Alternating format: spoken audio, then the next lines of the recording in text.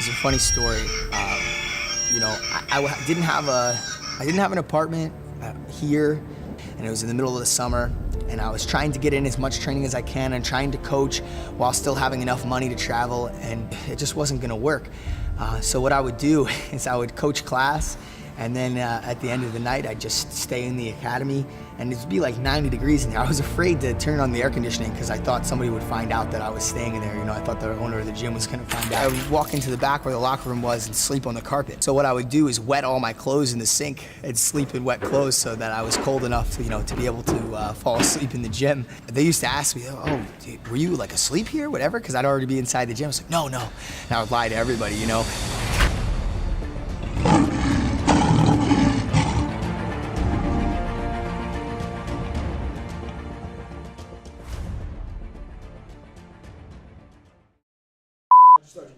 I started back in 2008 when a young man tried to kiss me while I was playing. Oh, that's a fucking wrong story.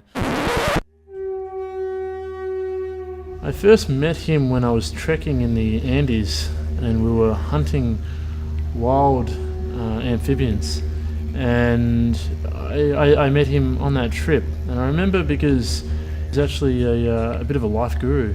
He's a strength and conditioning coach, he's a motivator, personal trainer, he's a master in yoga and Pilates, and his main thing is, he creates strategies for people, game plans. So he's a little unorthodox, as you'll probably see, and weird in ways, but don't let that fool you, he's the best in the field of what he does.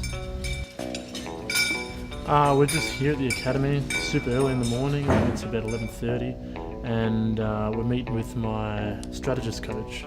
He had a distinct aura about him, you know, like a real arsehole sort of aura, but not, if that makes sense. You know, through the arsehole there was someone that just had something to share, and I just felt that then. Just spend a lot of time thinking about the match, and that's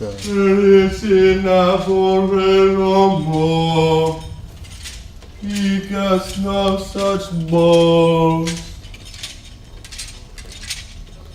Oh, I mean, we're just doing some field work with the Metamoris crew,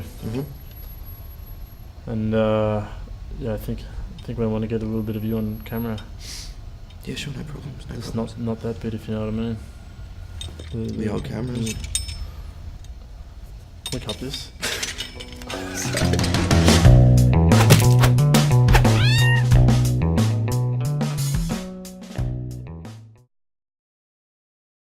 Me, I wake up at 6 o'clock in the morning.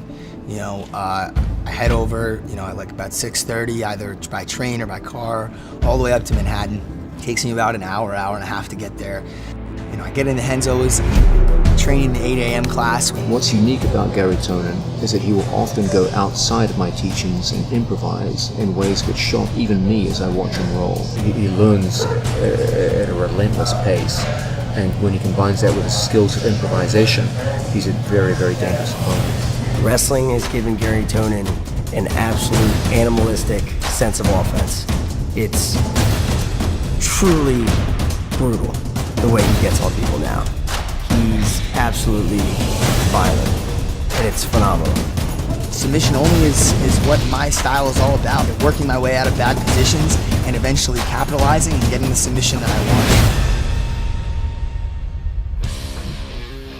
Alright, so we're here at Immersion Mixed Martial Arts. I'm going to be training with my friends Lachlan Giles and Dave Marinakis, 2 top-level black belts in Australia, my 2 best training partners.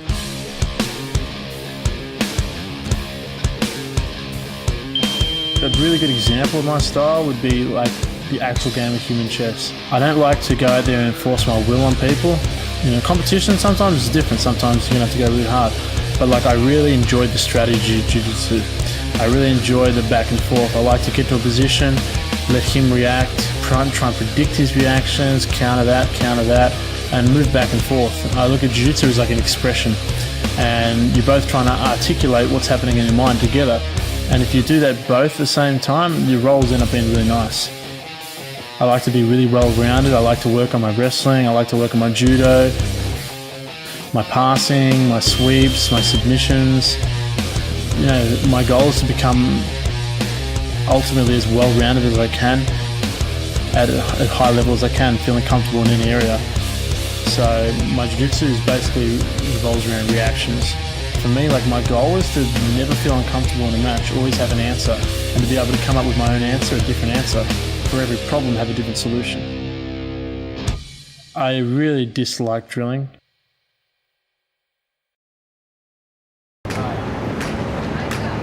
We're at Five Guys Burgers and Fries right now, one of the premier burger locations in New York City and anywhere across America. Oh, you gotta go bacon cheeseburger, you know, go for, if you're gonna go for broke, you know? I don't think Garry really has nutrition.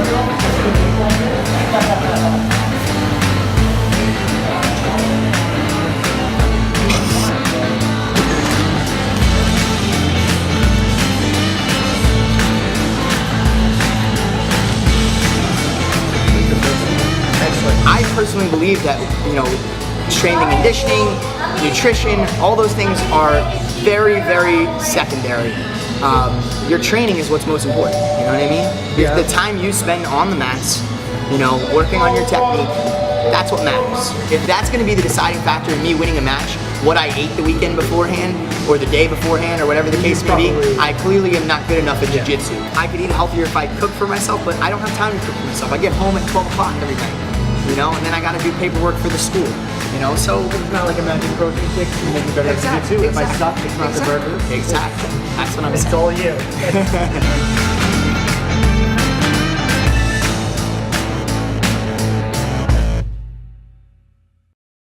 Just finished hard training, so I'm gonna get my big burger with no buns.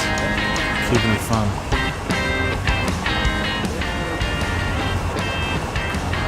It's the burger, it's a burger shop on Chapel Street here. It's one of the top 10 burgers in Melbourne, and they do some really amazing stuff. But no buns, because I don't like having any carbs at all during the day.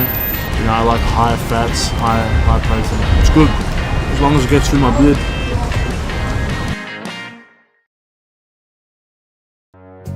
The first day he came through the door, like, listen, whatever you want in jiu-jitsu, you could do if you dedicate yourself to it, you know?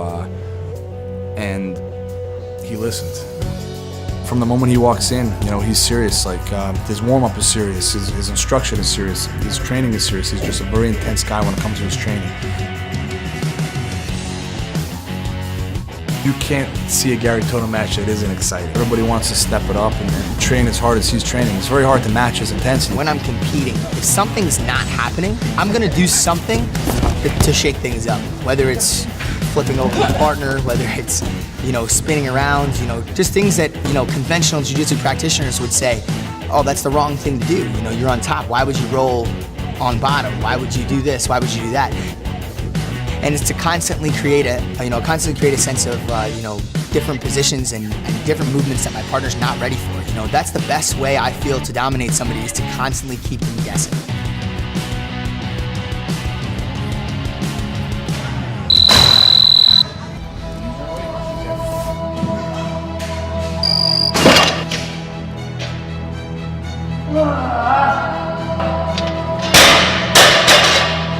Competition makes me better. Competition makes me, every day, it forces me to get a little bit better. Because if you're not getting better, you're gonna lose. You have to be constantly on top of what you're doing.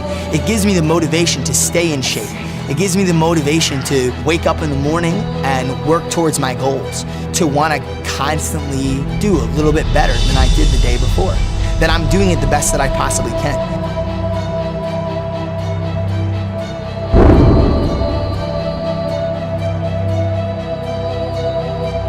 To make sure that one day, like, you know, when I spread the word of jiu-jitsu, I want to make sure, you know, I'm at the highest level in what I do.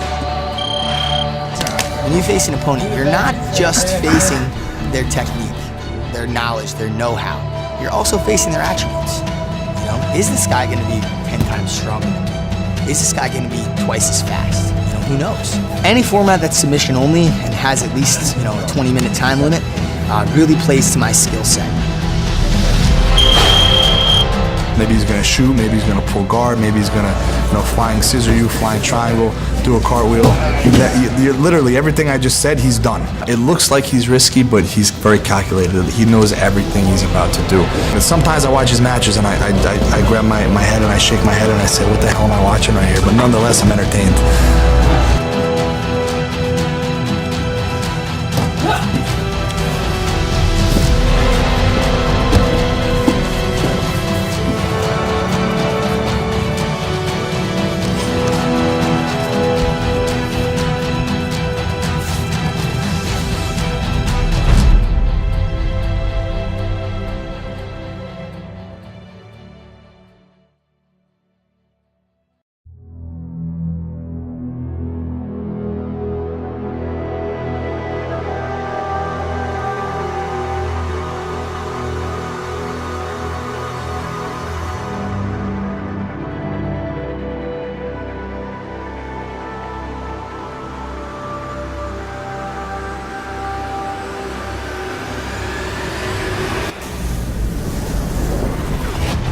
We've been taught since we were kids, never go on your back.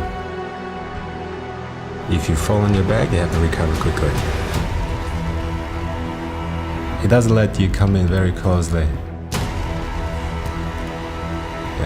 His knees, arms are like a stone. Very hard to pass. We call it sheriff time, so basically it's when he submits you or when he gets sick of submitting you. If he gets angry, then the roll will go for a while. In Australia, we don't have world-class athletes to train with. We don't have world-class coaches. We pretty much have to put it all together ourselves. I'm very unpredictable. I like to do what they don't expect. I'm very comfortable in scrambles. I'm telling everyone, don't blink, because something's going to go, something's going to happen.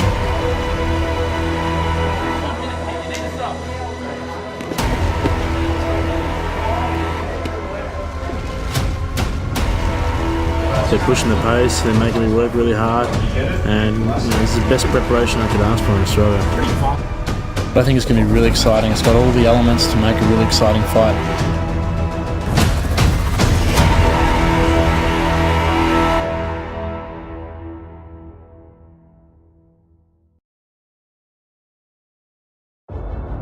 I think people underestimate him a little bit. I think they think, oh, he hasn't competed as much internationally. I'm sure my opponents underestimate me. We've never had anyone at the top level come out of Australia yet.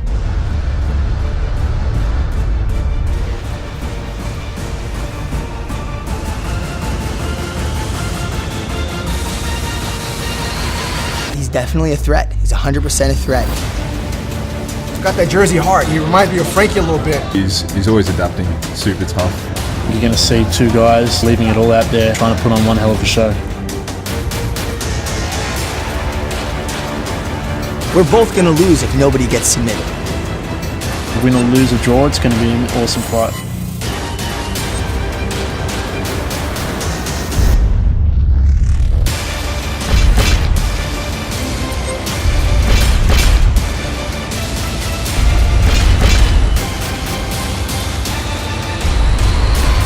You have no idea what you guys are about to watch.